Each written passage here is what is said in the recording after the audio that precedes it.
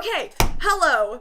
Today, we're going to film another Lyric Explained video, and we're going to do Overthrown. You're the conscience, but I'm not the voice. It's a small price to pay when you don't know the game. Okay, so this song, to preface, it is about my, it's more like how my anxiety and my depression made me feel, and like how it's not about my anxiety and depression, it's about the frustration of having these, or struggling with these things, and not knowing what they are. Because I wrote the song before I was, like, actually diagnosed with anxiety and depression, and so I just thought I was weird. And afraid of people for no reason. So, okay, verse 1. You're the conscience, but I'm not the voice. It's a small price to pay when you don't know the game. I observe until I get the nerve. It's not that I'm afraid, I'm just keeping pain away. So, that, I'm, like, talking to myself. I'm talking to my brain. You're the conscience, but I'm not the voice. So, like, my brain is constantly, anytime I'm in a situation with other people, it's always like, watch yourself, don't say anything, that could offend somebody, don't make any weird movements, don't do this, don't do this, don't do this.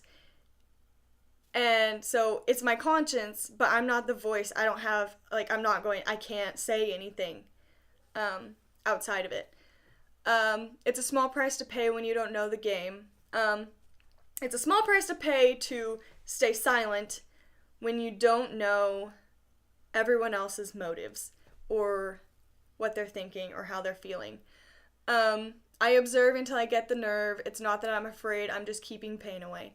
I watch people interact until I feel comfortable and I feel that I know how they think well enough that I can converse with them or communicate with them and not cause problems. And it's not that I'm afraid of them, it's that I was in denial, that I'm keeping myself from getting hurt. And then I'm having a hard time finding meaning in words. They all feel empty to me. Nothing feels concrete, nothing feels real. So I had this, like, period of time, and sometimes it, like, comes back, where I just felt that nothing was really real. Everything felt, what's it called? Where you feel, like, very separated from everything. Disassociation. That's what it is. I felt very disassociated, but I felt very disconnected from everything. I was having a hard time feeling connected to things. Like, people would say things to me, like, I care about you. Like, my family, when they would tell me I love you, I would hear that, but words didn't have any meaning. In any way. Like, anytime people would talk to me, I was just like, okay, but they're just words. They're just sounds in the air. Nothing had meaning, and I just couldn't grasp anything, for a long time. I connect better with music than people, but that doesn't make it okay. That's a reference to my social anxiety. I felt more comfortable with music, and that's why I was so distant from people, but I acknowledged that it's not okay, that I need to make an effort to be around other people. And then this is kind of like a pre-chorus. My head is pounding from your screaming, but it's nothing I haven't handled before. I tell myself it doesn't matter, and it helps me close my emotional door. I'm talking about my brain, my anxiety and my depression. I didn't realize that's what it was at the time. But all these thoughts that were, like, running through my head that were just constantly bombarding me. But after a while, it still weighs on you. It's still a burden, but you learn how to go on with your life while it's still screaming in your head.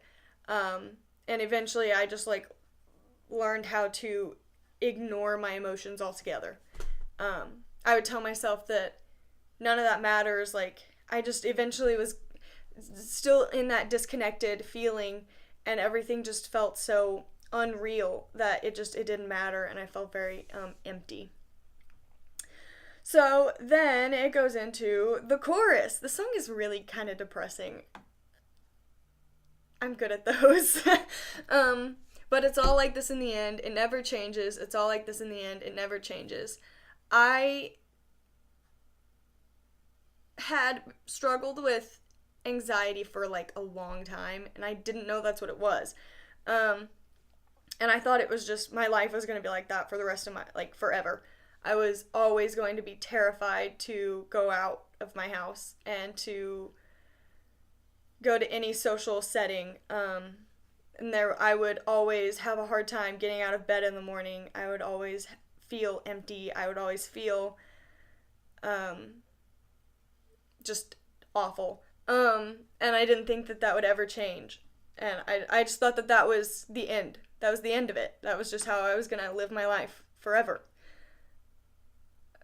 So this song kind of came from a dark place. So, verse 2. Other people can't fix you, but they can hurt you. We don't draw identities from others, but they can ruin you. So that's my social anxiety coming out. Like I said, I have social anxiety, and a lot of that comes from being afraid of people hurting me. And I knew that there was something going on with me. Like, there was something abnormal, which didn't make things better. But other people can't fix you, so it's like, well, okay, there's something wrong, but I can't look for help in other people. So really, there's no reason to associate with other people, because the only thing they can do is bad. They can only hurt me. They can only ruin me. And then it goes into the pre-chorus. My head is pounding from your screaming. It's nothing I haven't handled before. I tell myself it doesn't matter. It helps me close my emotional door. And then it goes back into the chorus. It's all like this in the end. It never changes. And then it goes into the bridge. I really liked this bridge too. It was a lot of fun. I liked the idea of overlaying all these different lyrics. I really wanted it to sound chaotic. I wanted it to sound chaotic because that's how my brain felt. And that's how I felt. I just felt very out of control. And I had all these like thoughts just constantly going on in my head, and it was never quiet, and I just couldn't get them to stop. So, cold-hearted fear seekers, it started a fever, my heart is overthrown.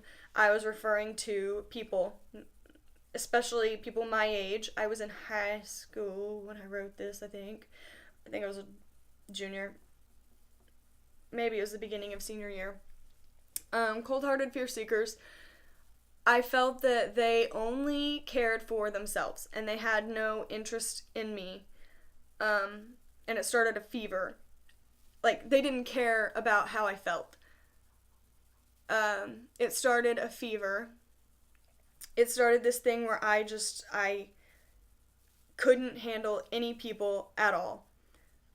Ever. And it became like, it was an intense fear of all of these people. And it started a fever, like, I did everything in my power to stay as far away from people as best as I could.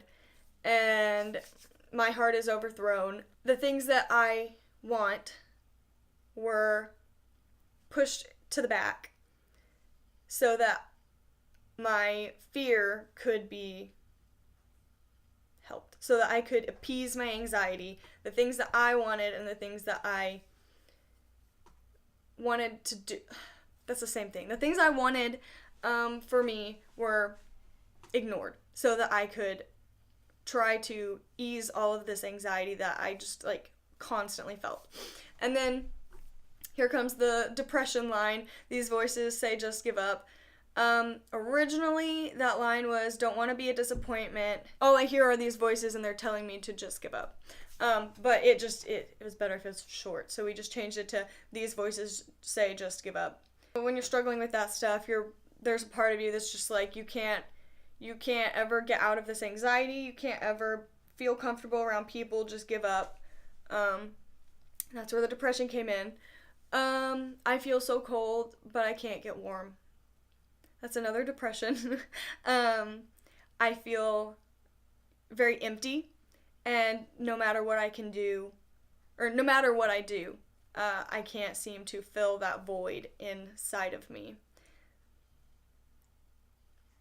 That's pretty much it. And so it just keeps like overlapping and builds, and then it just breaks and it goes into the chorus again. But it's all like this in the end, it never changes. It's all like this in the end, it never changes. And then you have a chorus with all of that overlapping, and it's just to replicate the chaos that was like constantly inside of my head that like plagued me for years. So I really like that song. It's kind of dark, very emotional. It's a very emotional song for me. I hope you like it. I hope that maybe some people can identify with it. Maybe it helps to express some things that maybe other people are feeling. Yeah, that's pretty much it. Okay, cool. So that was Overthrown Explained. Like and subscribe. You can follow our social medias on, we have an Instagram, a Facebook, a Twitter. Obviously we have a YouTube. You should subscribe to it. I don't know what I'm saying. Okay, goodbye.